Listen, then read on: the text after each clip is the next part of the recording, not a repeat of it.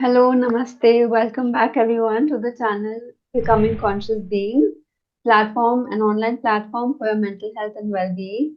So, today, this video is for all our fellow mental health professionals who are transitioning or in the process of, starting their own private practice. And for that, today I have with me my dear colleague Sana Topia. She is a counseling psychologist with her own private practice, Al-Islah. And today in this video, we're going to talk about the challenges and how confusing it is to start, your private practice or when you're thinking of starting one. So if you're in that journey, then definitely do stay with us till the end of the video. Hi, Sana, welcome. And Hi. I'm so glad to be recording this with you.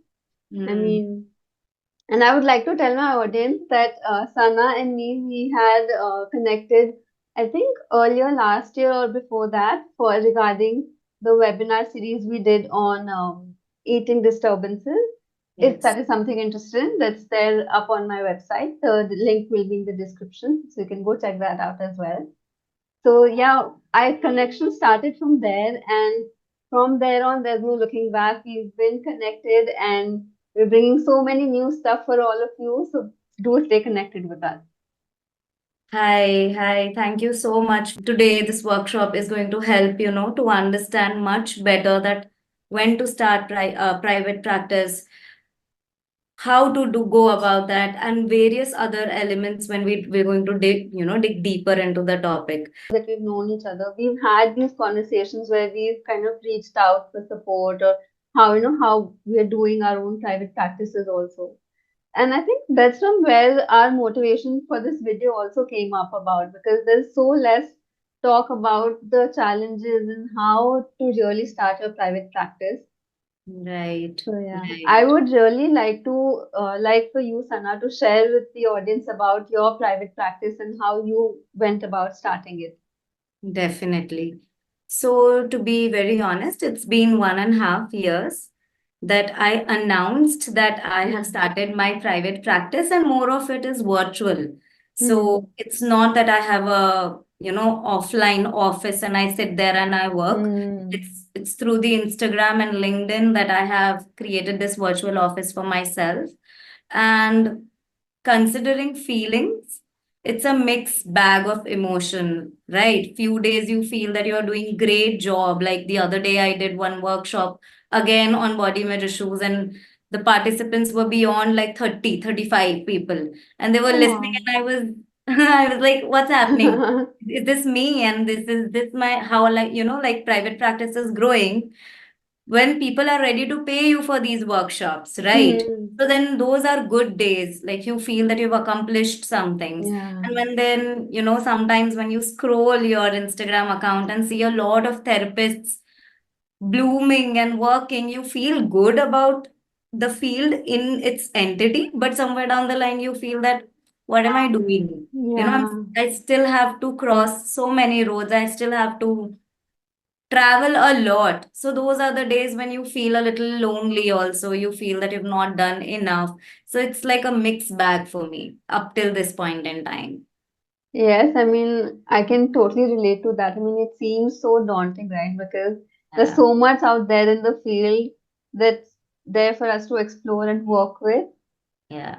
And I mean, it's after COVID, I mean, that's one of the things that, the online space has taken up so much. So the opportunities and also the kind of, it's an encouragement for a lot of people that because the digital space is there, they Yeah. can start their private. I mean, it was something of that for me because when Mm. I was thinking of starting my practice, the fact that the digital space was growing, a lot of people Mm. had the readiness, and I had also become comfortable with online counseling and how it works.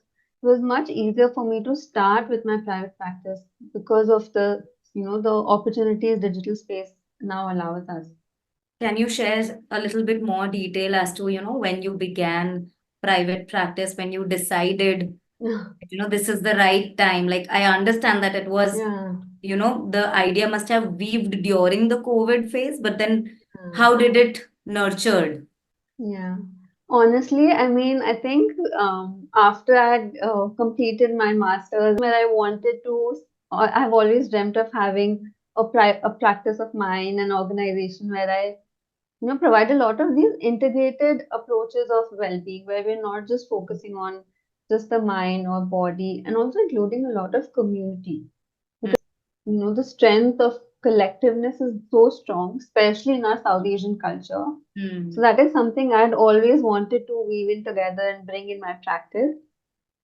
So that aspiration was always there, but I think definitely after completing my studies, when I started working at a job in an international organization, I Mm. think that helped me a lot because the years that I worked there, the knowledge that I gained over there, Yeah.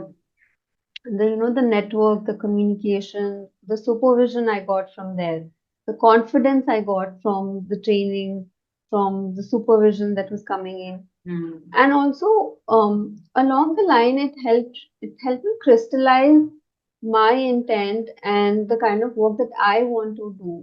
It really helped me crystallize and streamline it. So when Right. I started my practice, a lot of the clarity I had in terms of what are the areas I would want to address, how would I go about, what approach do I want to take for my work, and also being able to understand the concerns that people are facing globally. So, because Mm. it was an international organization, I could also see a lot of work that's happening globally and how, being a South Asian, especially an Indian therapist, how I could weave that in, how I could be a part of that and also have that in my practice. So, that was definitely something that really helped me transition. Also, the feedback I got from my clients, Right. the kind of feedback I was getting. I think also over the years, as I saw that, I became a little more confident in terms of my knowledge and networking from the company being a little saturated, that Mm. I would, if I am to start my private practice, I would at least have an equal amount of finances coming in. Was when I then decided to slowly start my Yeah. practice. And while it was not a sudden decision for me because, like, we discussed, there's a lot of consideration and a lot of, those insecurities, a Yeah. lot of those reservations you have before starting a practice in terms of whether you're ready or not for that, and, how are you going to keep yourself afloat in the field, Yeah. career-wise as well. Yeah. So, So you were talking about overall experience, I remember that, when I started, when I just thought there were multiple back end operations that yes. needed to be done. So when you are a therapist working for an organization, you are just a therapist, right? Mhm. You don't have to take care of a lot of other things that Mhm. are running behind all the back Yeah. end operations, which you will have to do when you are starting your private practice. Yeah. Starting from how am I going to get clients, from how am I going to retain them, how am I going to sell my product in terms of marketing, right? Yeah. So all of these things we need to think so much, from there to all the aesthetics like the logo, the design Yes. of the page, all of those things we need Mhm. to first think, then execute, and then step into the Yeah. actual world, right? Yeah. So, tell me a little bit about when you just started as a Mhm. private practitioner, because you're a full-time private practitioner right Yeah. now. So, when you started out, did you get enough clients right from the beginning? Or, it took time to build that? Mhm. Yeah, well, it's interesting you bring that up. And just adding to what you were saying, right? I totally agree to all that you were saying. And just also, just coming up with a name for your practice in itself can feel, very stressful because we all know as mental health practitioners, we want to come up with a name which is very authentic and very congruent to, the practice that we're including in. And Right. thankfully, the kind of organization that I chose to work with was a startup. And I Mm. could see there also a little bit of my alignment with them when I started off. So a lot of the admin work, I was a little worse with that. And Something that, yes, I think comes when you work in an organization to understand how the communication is going ahead forward, if possible for you. Mm. And something I remember my professors used to say, and also something I noticed from my experience working in the organization, is that you also get to learn what you don't want to do in your practice. So a lot of Right. those, aspects also you get to understand. Can you give an example? What you would Um, not want to do in the private practice? Um, so not drawing from, that was not an experience I had in my organization. But Mm-hmm. oftentimes, how I've heard most people when, they think of starting a private practice or leaving their job in a mental health company is often because of malpractices in the sense of the kind of disparity in the pay they get versus the amount of effort and the toll it's taking on them, the work environment. Sometimes, a lot of times, counselors, mental health professionals are, pressured to kind of keep up the number of clients, keep Right. up the consistency in the in the sessions by a client, right? And sometimes that can really take a toll on you as a mental health professional also. Yeah. Yeah.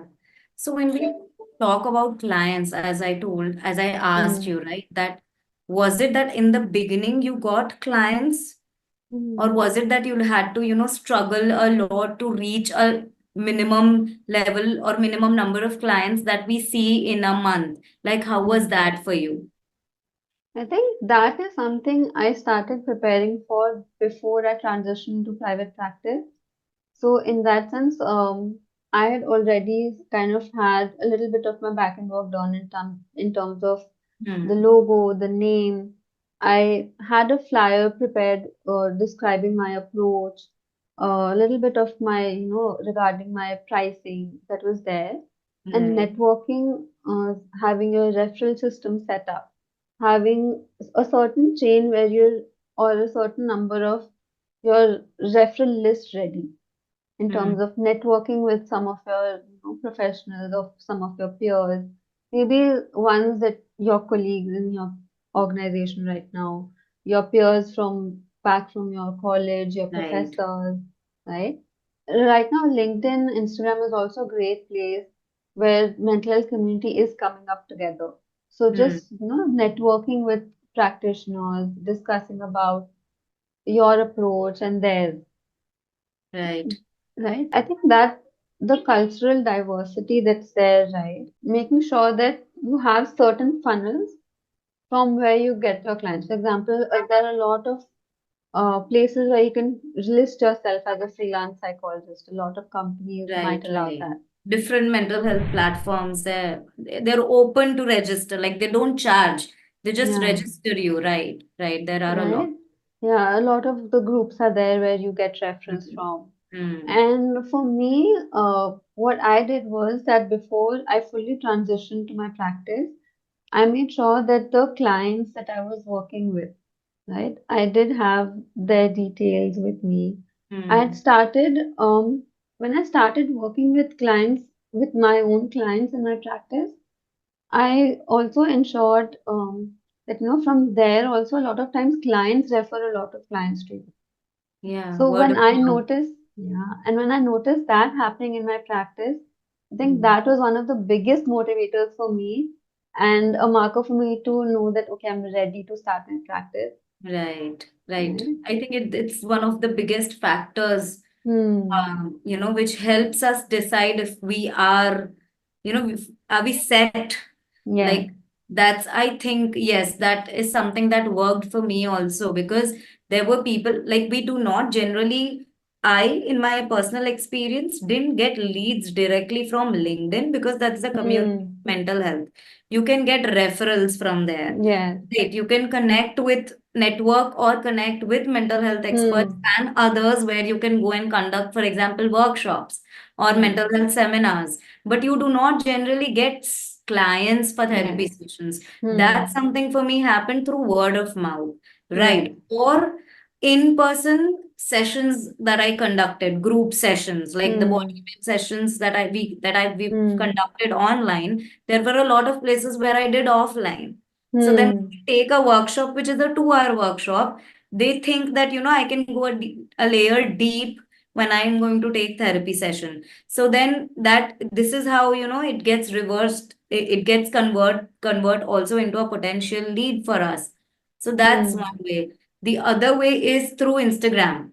The more Hmm. you are active on Instagram as a therapist, and the more your posts are visible, I think from there also organically people do connect with, if they connect with your content. How is your experience considering Instagram as a source to generate more leads? So honestly, I have not received direct leads from Instagram, but definitely, like you said, it's a great way to connect and find your niche audience in terms of the approach you have, the kind of topics that you're making your content on.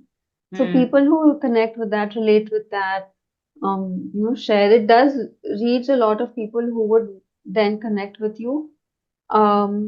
Secondly, adding to that, I think collaborative work really helps. And not just collaborating within the community, but in the healthcare field in general. That is also somewhere where you can get a lot of your clients from, right? Because I am a big believer and kind of a supporter of collaborative work.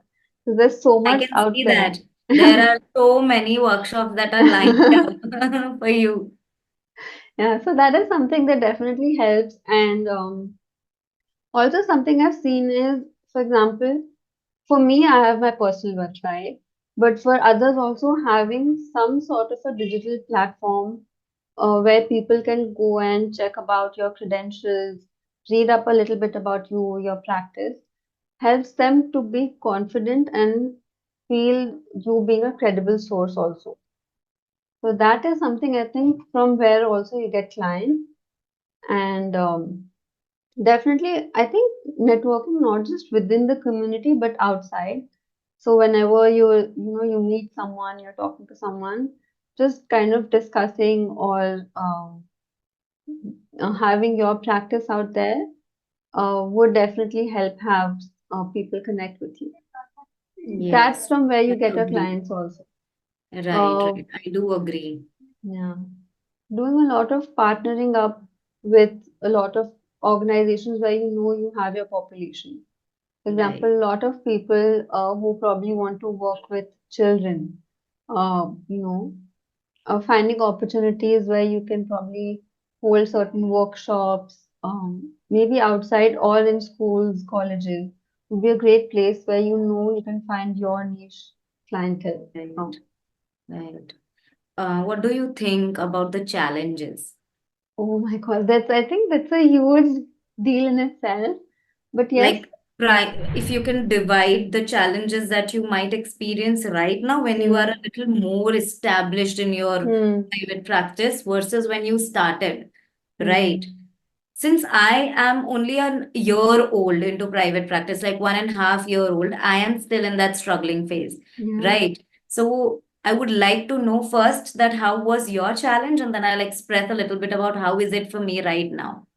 Definitely. I mean, I think even in our discussions before also and how I've been discussing with my peers otherwise also, challenges that I faced while I was starting my private practice when I was in my initial years, that time definitely challenges were in terms of how to keep my financials stable, how to stabilize that.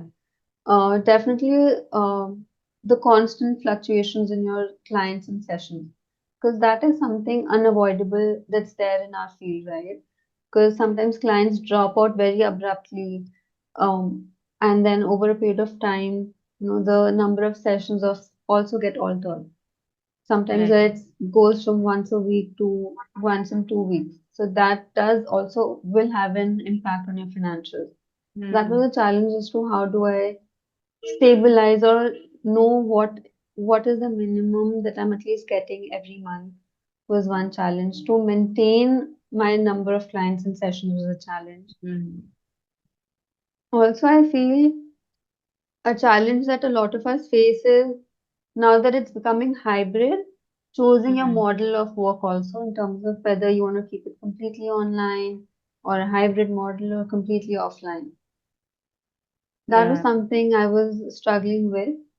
Now, if I see for myself, the struggle is definitely keeping it because since we are private practitioners and having to work with all of it by yourself. So I think the challenge of knowing how to navigate the digital space, the admin space, the logistic part of your work, just Right. l- that's a constant learning and a challenge to keep up with that. Definitely. Secondly, the challenge of not burning out myself because it can very easily go there where because I'm handling so many stuff as a And private it's like practitioner. one man army. You have to do Yes, everything. yeah, and then feeling so lost and under-equipped, right? Because a lot of us don't know the digital space as well and how to navigate social Right. media and the Right. admin work while you're doing sessions. How do I, maintain a standard record of also all the work that I'm doing, not just session notes and Yeah. the The case data records. management and Yes, handling part. Definitely. for That sure. is all. Yeah. Right. I And think the biggest reason why we experience so much of challenge as a private practitioner is because in our educational, background, when we do our masters or for that matter, bachelors, we are never trained digitally, hmm, or for that matter anything apart from clinical background. We are not trained that how we are going to generate clients, how we are going to maintain them, or all the hmm, back end operations that is must now, right? yeah. So that becomes one of the biggest weakness, I think, which comes upon us when we are thinking of private practice. I Hmm, think one thing that is still a challenge for me is that I have to do so much. Like hmm, even if I appoint a social media strategist for that matter, or a graphic designer, I have to produce content because they will yeah. not be able to do that, right? Then if I am, for example, financially not strong enough, which I will not be if I'm just starting, I can't Hmm, afford that. So yeah. I have to search so many things to come to one conclusion. Like if I want to make a video, a 10-minute video, I have to do so much of work for Yes. that. Starting from graphic designing to editing to color contouring or whatever it is, it takes for a video to look appealing. I have to do so many things. So Yeah. all of those things comes as a challenge for me. Yes. On the top of it, managing the data, as you said, Hmm. that is still a challenge for me. I Yeah. sometimes forget to, write down the name of the person in the Excel sheet, or I'm going to forget that, okay, did I receive the payment? Yeah. Or, is it pending? Because a lot of times people prefer that they pay after the session. Sometimes people prefer before sessions, even if there are fixed clauses, or we are very, we've given the consent form and everything is written in that. But because you also have your own insecurities that, they might not take therapy sessions if we put forward that request that pay before the session, they might not turn up, right? Yeah. Because of my own insecurity, I feel that happens. So then Yes. these challenges also lead to a lot of insecurities. Yes, definitely. And just adding on to what you're saying, Sana, I mean, I totally resonate with all of that. That, yes, a lot of times that's a challenge and an insecurity that most private practitioners go through is regarding, you know, um, how to communicate regarding the boundaries and framework of the session, especially your cancellation and refund policies, and like you said, timely payments, because that's Yeah. a challenge to have that discussion with your onboarding clients, the new ones that you're taking and the ones that you already have. Hmm. Definitely, it's definitely a challenge to work through that. Secondly, one insecurity that I resonate with you also is the constant, having that constant presence online with the Hmm. cancel culture that is so rampant. Yeah. I didn't post for I think 6 months because there was so much of fear in me that okay, if I'm going to post something and if somebody is going to come up and say, no, no, this is wrong and you're not a good therapist, like that label, the fear of Yes, not a good therapist, it's just scares. yes, definitely. And also the fact that, a lot of times, because when you're a private practitioner, right, you cannot only depend on your income through sessions. That's not the only Right. thing because firstly it becomes kind of monotonous and very takes a toll on you as a practitioner also, and even otherwise for your practice, for you as a, to care for yourself career wise. I think the challenge is also how to diversify your practice and other than just counseling. So whether you partner up with other organizations or you do you also have a separate wing for webinars, workshops that you Mm. do, or Mm. trainings that you can have, right? Or even if you have a, a certain source of income other than this field also. I think that is Right. very Right. crucial to sustain yourself as a private practitioner because now that I have been a private practitioner for some time now. That is something that now becomes a challenge for me to sustain and grow my practice. Mm. Once I know there's a little bit of stability, now to work on the sustenance of that and what are the different channels that I can open up for myself. Mm. Yeah. So content writing becomes one thing that's there a lot that people can work with. Right, right. I agree. I agree. But the most biggest challenge that I feel even today, even after COVID, when there is still a lot of awareness, is the stigma and the cultural barriers. I Hmm. feel that is also one of the biggest challenges, you know, that mental health practitioners do face when they are starting their private practices because of the so much of stigma around. Hmm. Even if we are making videos, even if we are making reels, or for that matter, post anything that we post, even after that, they just want advice. People want Hmm. advice. People don't want to pay for a session. Hmm. Like I remember other day there was this person who is herself a social media influencer, right? Who approached me and then she said that, I don't know, it's just a vague idea that I'm going to talk to you and you're going to advise me on something and I'm going to pay for that. So can you just cut down on your Hmm. per session charge so that I can take a chance? So that was little shocking for me because Hmm. they are social media influencer, they are earning good amount, right? Hmm. Because of the stigma and the that this thought process that this is just talk, Hmm. this is not something clinical or structured, it's Hmm. still not um it doesn't resonate with Indian population at a Hmm. larger level. So I Hmm. feel that also becomes a hindrance for a practitioner who's practicing privately, because when we deal with organizations, big organizations, when we are part of it, they are Yeah. tied up with various multiple, for example, Hmm. MNCs for that matters, or other organizations, and they have big names. So that thing you don't have to worry that I have to spread awareness also. This Hmm. becomes a toll when you are a private practitioner, that you have to spread awareness and you have to let other people know that your opinion matters, or you as a private practitioner, you are offering quality therapy. Yeah. So that I think is also a big challenge. Yes.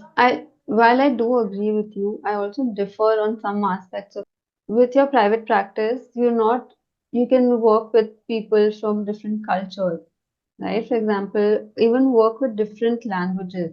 Because nowadays I do see a lot of people who only know their regional language or are comfortable with their regional language who are on the lookout for those professionals. So that ways opportunities are opening up. While having said that, just adding on to a point which you said, regarding our education, right, and how we are trained, in our colleges also. I feel while when we were studying, especially at that time, the digital space was not being utilized as much for mental health. So I feel while that was not there now, even with the widening scope, it is very challenging to keep up with so many courses coming up, Yeah. certifications that are there, so many specializations coming up now. As a Hmm. practitioner, it becomes very difficult to first choose which specialization do you want to do, how do you want to upgrade yourself continuously. Right. Secondly, authenticity of these specialization. How do I know that the specialization I'm doing or the training that I'm taking is authentic Yeah. or would actually add value to my service? Yeah. Yeah. Yeah. That is such a challenge. And That is a challenge for budding therapist or someone who's just, completed their masters. It's a big yeah, challenge. yeah. And how do I also account for that in my practice? Not Mm. just financially, but otherwise also, right? In terms of how do I, how do I have that adding value to my approach? How do I integrate that with my approach? Because some of these specializations are so niche, right? And because Right. they'll only train you in that particular that particular approach or Hmm. therapy. So now that if I have to, if how do I keep that with the other knowledge that I have or with my previous training? How to integrate that together? That I think also becomes a huge challenge. And But I think that challenge that you're talking about could be navigated much better, like whatever course that you hmm, take up according to whatever, particular niche that you practice in. I think that gap is bridged when you have a good supervision, uh, hmm, groups or, single supervisor with you. Because I remember again when I started as a practitioner, I was just overwhelmed to see a lot of books around me, a lot of yeah, research papers, a lot of material to read. And I didn't had at that time that time absorbing capacity and then yes, utilizing it in my therapy sessions. I think the biggest thing that worked for me to start was to start with supervision. yeah, Right. Because supervision also taught me that which approach I am comfortable the most with, hmm, or which, area of the work I like the most with. I like and I'm good at. It's yeah, just not limited to like, but I'm also good at. So I think yeah, supervision helps a lot. Because you are a budding therapist or a budding private practitioner, again, personal supervision sessions can be hefty, can be costly, because I remember I paid 10K for eight supervision sessions, only eight. And that just got over in 2 months. And I was like, 10K, and I was not earning 10K.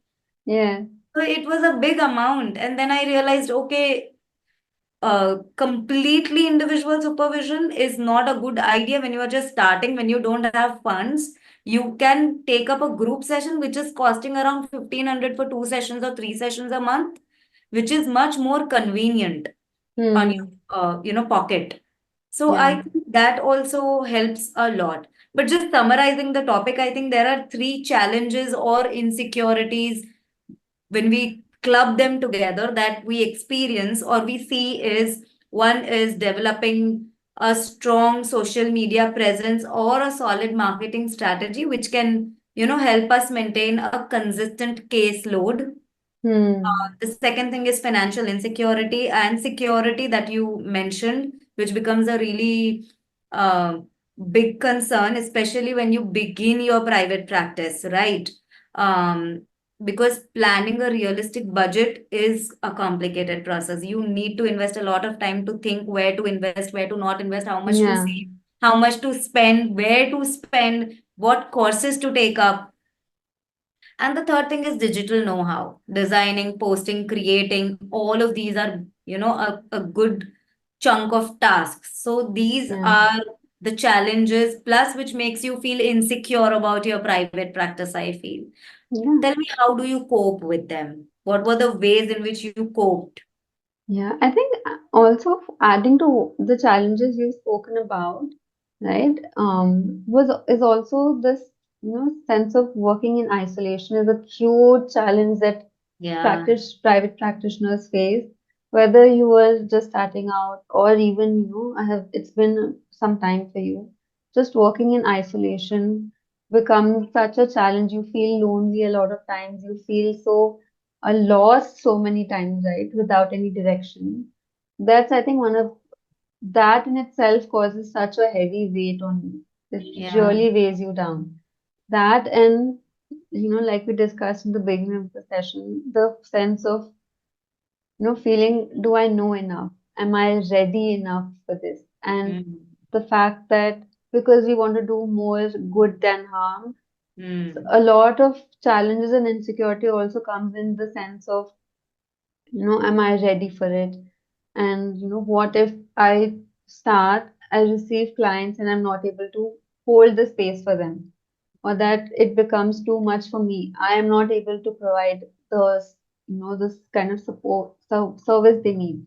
So, Right. in that sense, while these are a lot of the challenges, along the same lines, coping with them in terms of building up, a strong peer support for you from the field really helps you cope with a lot of these challenges and insecurities. Right. Because, professional supervision along with peer supervision can help you understand how people, um, your peers who are within the same years of experience or just starting out, how are they coping? Just sharing your resources can help a lot of times. Having that support and assurance sometimes, Mm. and that helps a lot. Like you said, having supervision, already set up, already at least have knowing that whom to reach out to when you need supervision, Right. those contacts, those network needing that, Mm. having that in place. And also coping would also, for me, include again diversifying my channels. One is that, and second, also having a certain list of contacts ready whom I would refer out to. Mm. If if it's beyond my capacity, where I don't want to leave the client also somewhere stranded, knowing where can I kind of direct them to, kind of helps bring that cross referral system in also, which becomes a Mm. huge way to cope and a huge resource for you also. Right. Right. Yeah. And another way of coping that has helped me is really being mindful of my working hours that I have, slotting in my work in some way, in the sense that knowing that, okay, probably assigning certain days for certain Mm. mundane tasks while the other days you focus on some other task, right? For example, a lot of people, what they do is that, for example, um, the content that I want to create, not just for social media, but for example, blogs that you want to write or posts you want to put out Mm. for yourself in terms of reports of what work you've done already, right? Just the content work of that to have it, assigned as supposing 2 days out of the whole week. Mm. Mm. Um, the days you would really want to focus heavily on your admin related work in terms of making stock of your email list, making stock of the the demographic details of your clients, making a stock of your payment, right? Mm. Record of Mm. your payment. The days you would want to follow up with your clients. Instead of doing that every day, maybe you want to dedicate certain hours, if not days, to that. It's Think, like breaking the goal. It's like you have a goal that this is a private practice and you're dividing it into tasks based on days so that it's well organized. Right. yeah, goals, and also just knowing what are the different departments or Right. diversions of your work. And as you grow as a practitioner, another way of coping that I found is to one, definitely, like we've discussed, collaborate. Hmm. Second is building a team of your own for your practice instead of keeping everything for you to do. It's Hmm. a huge investment to build on a team for yourself, right? And now that it's digital space, it again becomes a thing as to, whether you want to keep a team offline or all of them working remotely together. That is something that to each their own, but definitely diversifying your team, building a strong team for yourself as you Hmm. grow in your practice, and also um, along with strengthening your qualifications, strengthening your skills as a practitioner, also investing in your other skills. For example, the skills of marketing, the skills of, Hmm. your admin work, how to manage the admin work. Just have, just, your skills on technical aspects of things. Right, right, right. That is also, I think, one of the great ways that can help you cope in your practice over, in the long Because it run. gives you confidence that you are doing the work is Yes. done every single day. But I Mm. think how I cope is little different from the way you coped, because I'm somebody who do not believe directly moving into private practice completely, switching, leaving a job and then doing a private practice, because I am little anxious about my finances. Yeah. Okay. So then there are a lot of therapists who will be like me, who are Yes. anxious with their finances. Like they Yes. Yes. want particular amount to be there in their bank Yes. It's account after every. Yeah. So then I feel that when you are that kind of a person, I think working as a consultant rather than full-time employee, salary-based employee, rather than that, preferring to work as a consultant with some organization Hmm. will secure your finances. Like for Ah. example, per month, if you're earning 20K from this organization, that's secured. So Hmm. the financial pressure and burden which pulls you down doesn't allow you to think creatively. How am Hmm. I going to grow my private practice? With that pressure is not going to be there anymore. I Yes. think now after 6 to 7 months of self-creating content and trying to publish it on time and scheduling the post and all of those things mess, now I have out-resourced. Like Hmm. I have appointed a social media manager who is affordable. At the same time, I know that this amount I'll be able to, bring in from the practice that I'm doing, the established Hmm. practice that I'm doing, so that my private practice can grow. Yes. Right. So this is, I feel that people who are anxious in terms of their finances, this works very well. When the financial pressure is not there on their shoulders, they can, boost themselves. They can be more creative and more um, in the here and now when they are working on different projects. I think that's the best way how I coped with everything. I just out resource now. I agree with you, and definitely, I think that's a good way to see it. Wherein some practitioners who are, coming full time into private practice, partnering up with other practitioners or organizations, diversifying your channel of income. That with that, saying that, for example, like for me, right? Like I'm a full time. I only have my private practice, but Right. partnering up with organizations where I know, like you said, where I'm not a consultant, but I know with this partnering up, there's a certain amount that I know is also coming from this channel, or any other work that I do, a certain amount I know is coming from that channel, is Hmm. a way that works for me. A lot of like works for a lot of people. Another way that can work for them is that while you have your private practice, having other part-time or freelance work that they do. Hmm. Again, to have a certain amount of income coming steadily every month. I think that's a great way to go about it if you don't want Right. to, completely come into private practice. Just having The another gradual job. steps. It's Yeah. just building. It's just that there Hmm. are very few people that, who can take that risk, Yeah. like the way you did. just leaving a full-fledged job and then switching into private practice, because now I am the sole owner of this entire Yeah, empire that I have envisioned, and I have to, create it. It's yeah, not that easy. It's very yes, difficult and at the same time overwhelming. So yeah. to end the conversation, I want to hear about that one day or few days where, you feel extremely overwhelmed that, okay, how am I going to bring that up? I have a dream, I want to reach there. And then how do you pick yourself up? Because we need to leave hope for people who are hearing this, right? So how do you pick Definitely. yourself up? Definitely. I think the preparedness that I had before I transitioned completely into private practice was a huge resource and a huge support for me. Because again, it was not a one day decision that I had that, okay, from now I'm starting my private practice. Just, how we discussed. When I knew for sure that if I transition into private practice, I am going to earn at least this much, right? At least an X amount, I know for sure I would be earning.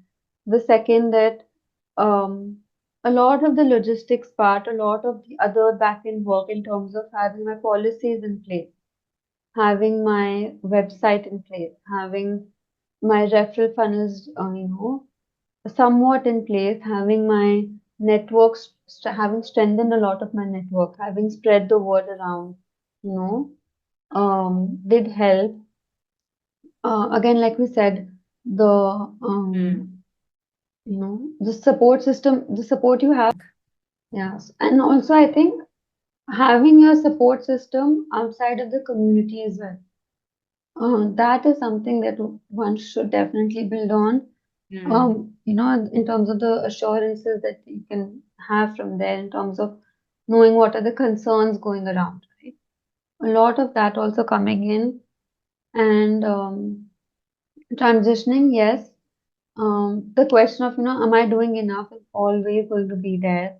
And I think what comes in our way a lot as someone in private practice or starting is, the incongruence between where we are right now and where we want to be.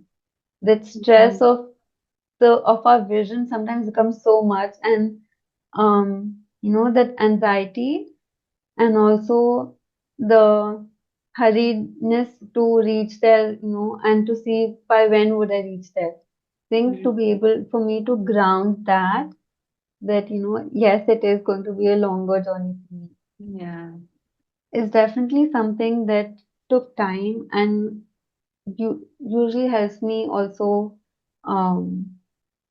keep myself grounded and keep going Hmm. because this is something I observed, long back and was something that I had taken into account when I was transitioning also is that given our field of work, we're never going to be at par with our, other people of our same age to doing other field or in another field or doing other jobs. There's always going to be a huge gap there. So, and from someone looking from outside, Hmm. it's very easy to draw that comparison and bring it very apparently to you that you at this stage where you are and other peers in different fields where they are and that gap between that. So Yeah. accepting that a lot, it is definitely very hard and it some days it does take over me. But just accepting and knowing that the journey is very different for our field and for other fields. Definitely, definitely. I agree to Mm. you.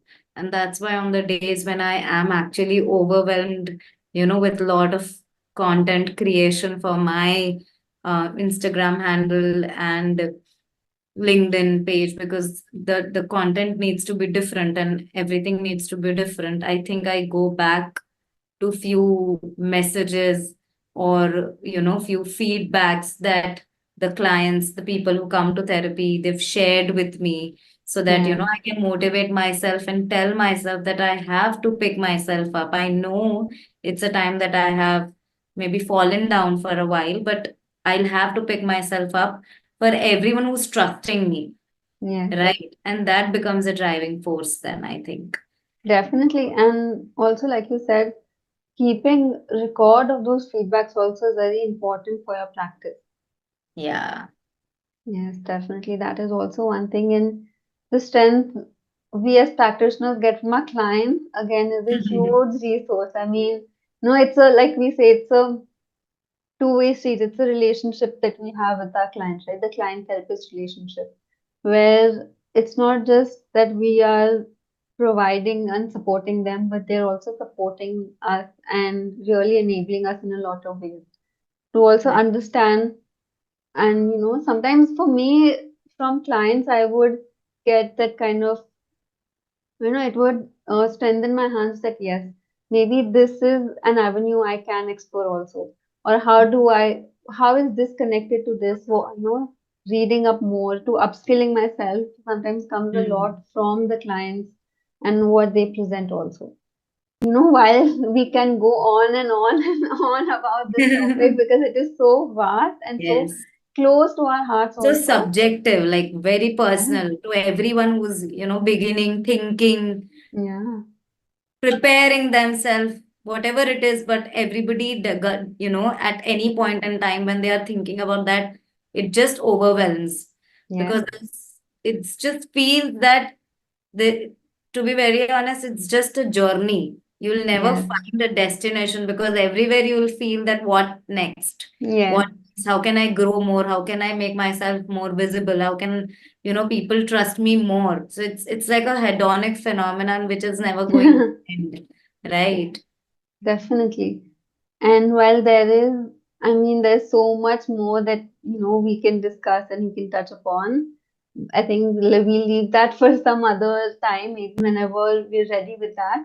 So stay tuned with us and do let us know in the comments what you want to, if there are any other topics you want us to address and your views on this topic. And do show us a lot of your love and a lot of your, encouragements, as that motivates us also a lot. So don't forget to like, share, and subscribe. That uh, is the standard YouTube, kind of an Mm. end. But yes, do stay in touch with us and let us know your views in the comments. Thank Thank you you so so much, much for Hannah, for joining having a us. good conversation. Thank you. Yeah, it was really, I enjoyed this conversation so much with you. Thank you.